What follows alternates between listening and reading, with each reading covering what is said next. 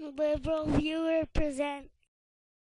So, as someone making videos under the name Liberal Viewer, I paid extra attention when I heard liberal views were the target of this latest multiple shooting tragedy reported in the national media, which Fox News covered on Monday like this. The police chief in Knoxville said a short time ago that the suspect, Jim Atkinson, opened fire at the Tennessee Valley Unitarian Universalist Church because of the church's liberal views.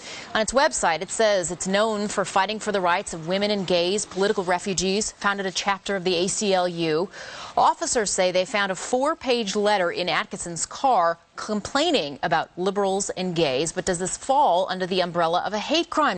Of course, Tennessee's statute providing criminal enhancement factors for hate crimes includes targeting someone because of sexual orientation, a fact I never heard mentioned in that Fox News segment. And even worse, despite Fox News anchor Jane Skinner's recognition that targeting religion qualifies as a hate crime, she and her first guest criminal defense attorney Drew Findling had a hard time accepting liberal views as possibly being religious views, as you can see here. As you know, a hate crime is when you target somebody because of their race or ethnicity or gender or religion, which we're talking about here in this case.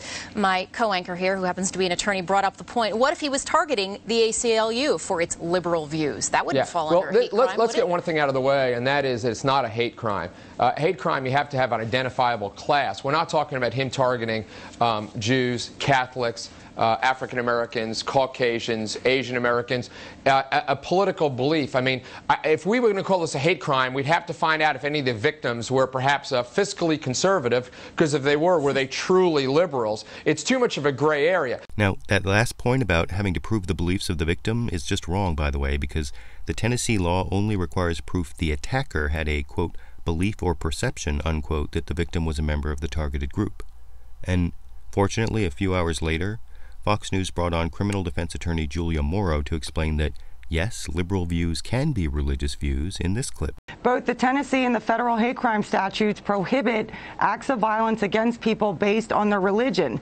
This guy did exactly that. He walked right into that particular church, that Unitarian church, and started blasting people with a 12-gauge shotgun based just on their religious beliefs. They're social libertarians. It's incorporated into their religious teachings. He specifically targeted that church. So even liberal religious views count as a religion, though I have sometimes wondered why religious beliefs are always included in hate crime laws, but other types of beliefs often aren't, even though attacking people based on those beliefs causes the same kinds of additional damages.